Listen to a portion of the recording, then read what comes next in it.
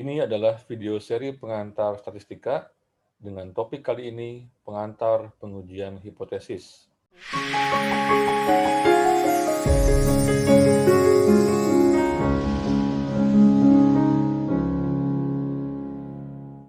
Sobat pembelajar, dalam kehidupan sehari-hari, mungkin Anda sering mendengar atau melihat pernyataan-pernyataan atau klaim seperti berikut.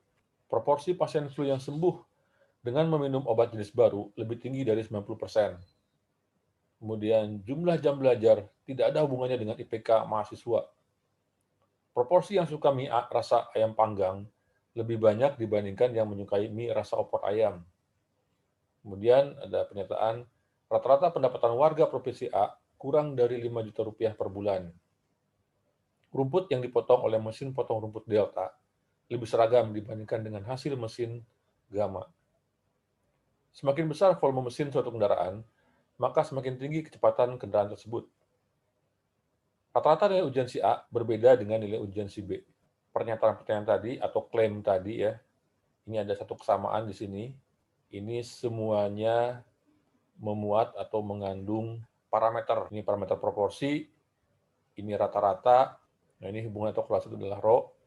Kemudian proporsi, berikutnya ini rata-rata, lebih seragam, berarti ragam atau varians. Kemudian yang di bawah ini korelasi ya atau hubungan rho juga, atau kalau misalkan hubungan tersebut dalam bentuk notasi matematis, maka ini berarti pengujian untuk parameter beta. Jadi hipotesis statistik adalah pernyataan atau dugaan mengenai satu atau lebih ukuran populasi atau parameter. Pengujian hipotesis atau pengujian hipotesis statistik itu artinya adalah pengujian terhadap pernyataan atau dugaan mengenai satu atau lebih ukuran populasi atau parameter tadi. Parameter yang diuji itu biasanya ya, ini banyak sekali, proporsi ya atau rata-rata, mu, ragam atau sigma kuadrat, kemudian parameter regresi atau beta, dan korelasi linear atau rho ya. Ini adalah diantaranya parameter yang biasa diuji. Dalam kita melakukan pengujian hipotesis juga berkaitan dengan berapa jumlah parameter yang diuji. Nah, apakah satu parameter, ya, dua parameter, atau dikenal juga dengan istilah pengujian beda dua parameter, atau lebih dari dua parameter. Dari jenis pengujiannya, ada pengujian yang satu arah, atau disebut juga satu sisi, atau one way, atau one-sided, atau one-tailed. Ya.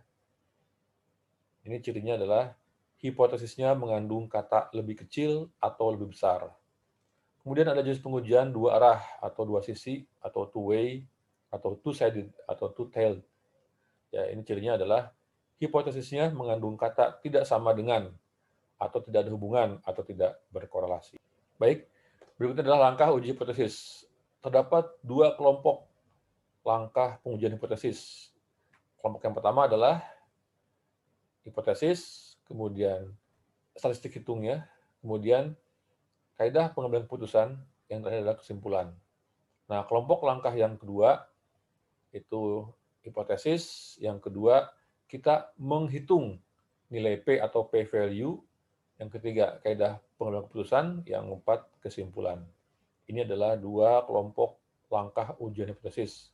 Yang membedakan adalah yang kedua ini, apa kita menggunakan statistik hitung atau kita menggunakan nilai P untuk melakukan pengambilan keputusan. Kita lihat ini langkah-langkah kalau kita melakukan pengujian hipotesis menggunakan kelompok yang pertama. Baik, hipotesis ya. Nah, ini akan ada H0 dan H1 atau HA atau hipotesis alternatif.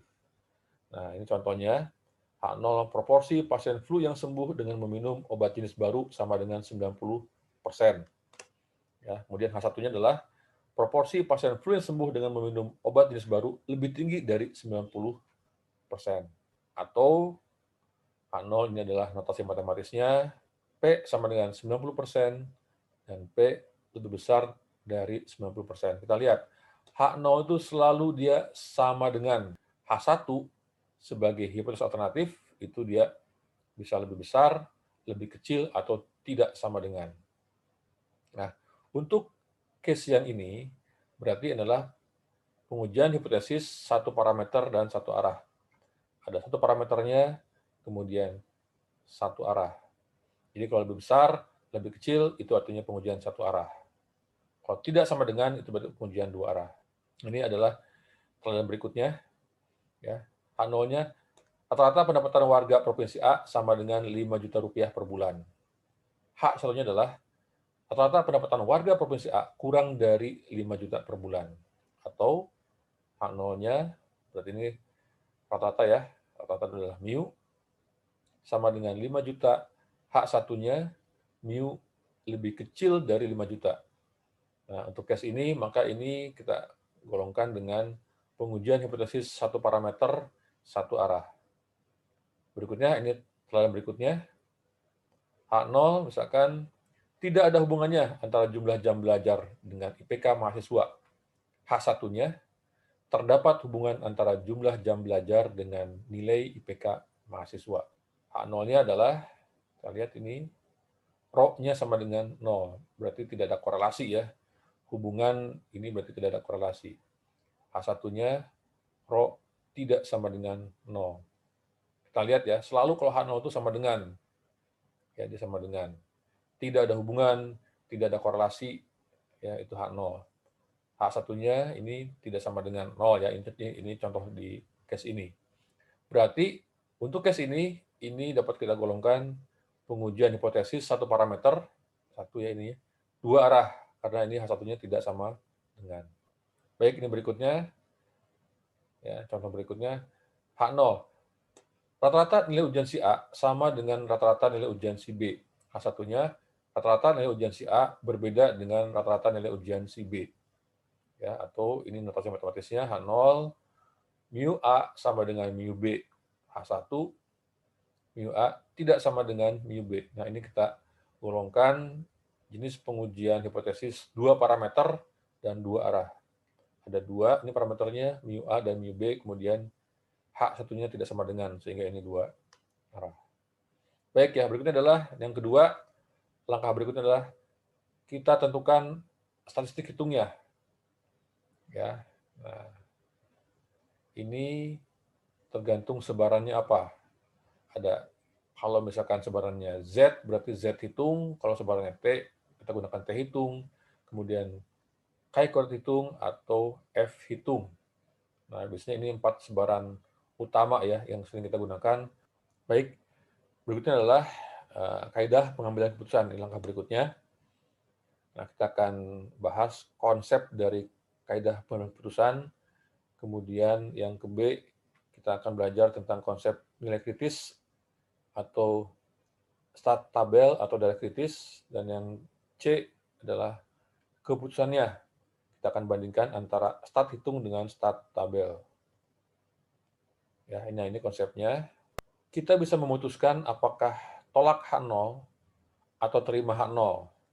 Tolak H0 itu artinya terima H1. Terima H0 artinya tolak H1. Nah, biasanya kita pilih ya apakah di sini H0 atau H1 gitu. Kalau kita pilih H0 berarti ini ada dua kemungkinan keputusannya, yaitu apakah kita menolak H0 atau terima H0. Kemudian fakta yang terjadi itu ada dua juga kemungkinan, yaitu H0 bisa benar atau H0-nya salah. Sehingga kombinasi dari keputusan yang kita buat dengan fakta yang ada itu ada 4, ya 2 dan 2, jadi ada 4 kemungkinan atau 4 kombinasi. Kalau kita terima H0 dan H0 benar, berarti itu tepat.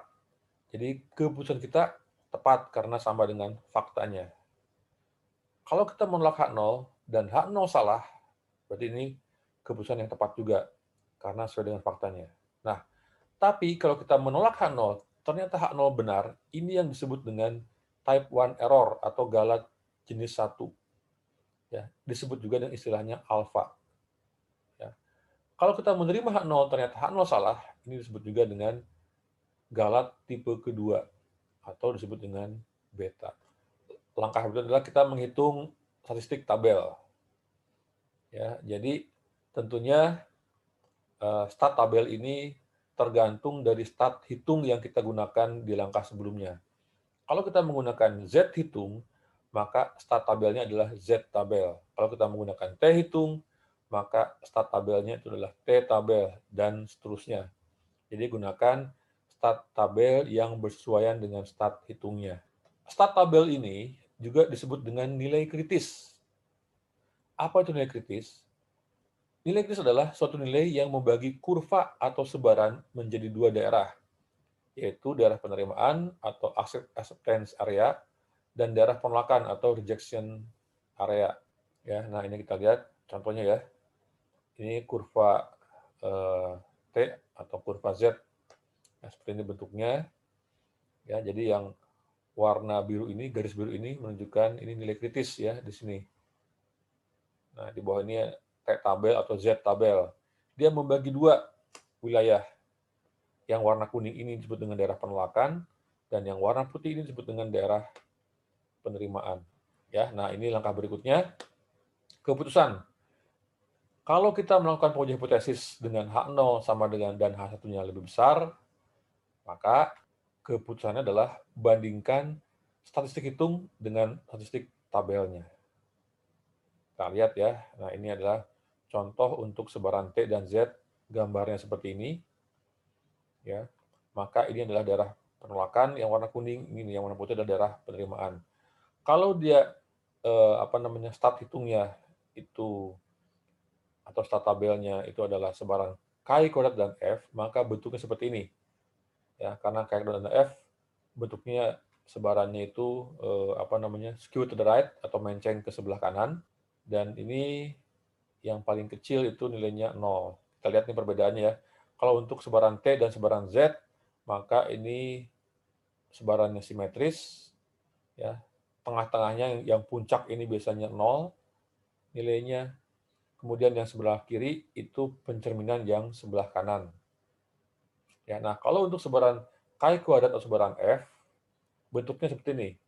Dia menceng ke sebelah kanan. Ya, dan nilai paling kecil itu adalah 0. Yang paling besar di sini sampai dengan tak hingga. Ya, ini adalah start tabelnya yang di bawah ini, yang garis biru ini ya. Dia membagi dua, yang daerah warna kuning ini daerah penolakan, yang warna putih ini adalah daerah penerimaan. Nah, jika start hitung lebih besar daripada start tabel, atau start hitung berada di daerah penolakan, maka tolak H0 itu adalah keputusannya. Ya.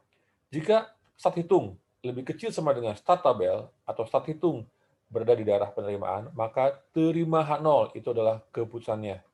Ya, kalau dia berada di daerah yang warna putih ini, ya nilainya ini berada lebih kecil daripada yang warna biru ini, garis biru ini ya, sebelah kiri ini atau sebelah kiri ini ya, maka kita putuskan terima H0. Berikutnya, keputusan untuk H0 sama dengan dan H1 lebih kecil. Nah, kita bandingkan start hitung dengan start tabel. Ya, ini penggambaran grafisnya ya. Nah, ini kita lihat ya. Kalau dia H0 sama dengan dan H1-nya lebih kecil, maka yang kita uji adalah ekor di sebelah kiri. Ya, jadi kalau lebih besar di sebelah kanan ekornya, kalau lebih kecil di sebelah kiri ekornya. Kita lihat. Ya, ini start tabel, dia membagi dua ya, daerah penolakan yang warna kuning dan daerah penerimaan yang warna putih. Nah, kalau dia lebih kecil H1-nya, maka ini adalah kaidah pengambilan keputusannya. Jika start hitung lebih kecil dari start tabel, atau start hitung berada di daerah penolakan, maka tolak H0. Ya, kalau ada di sini, ya start hitungnya berarti tolak H0. Kalau di sini berarti tolak H0. Atau jika start hitung lebih besar sama dengan start tabel, atau start hitung berada di daerah penerimaan, maka terima H0. Berikutnya, nah ini adalah keputusan kalau keputusannya adalah H0 sama dengan dan H1-nya tidak sama dengan. Untuk start hitungnya T atau Z. Ya, nah ini gambarnya. Kita bandingkan start hitung dengan start tabel. Nah, kalau dia tidak sama dengan, ini disebut juga uji dua arah atau dua sisi. Kenapa? Karena kita uji di sebelah kanan dan di sebelah kiri kurva, sebelah kanan dan sebelah kiri kurva. Jadi ada 2 daerah penolakan dan 1 daerah penerimaan. Ya. Nah, kalau seperti ini, maka kaidah pengambilan keputusan adalah jika nilai mutlak start hitung lebih besar daripada nilai mutlak start tabel atau start hitungnya berada di daerah penolakan, maka tolak H0. Ya, untuk gampangnya, kalau start hitungnya itu ada di daerah yang kuning ini, maka tolak H0. Ya. Jika start hitung lebih kecil sama dengan start tabel atau start hitung berada di daerah penerimaan, maka terima H0. Jadi kalau dia ada di daerah yang warna putih ini, maka terima H0.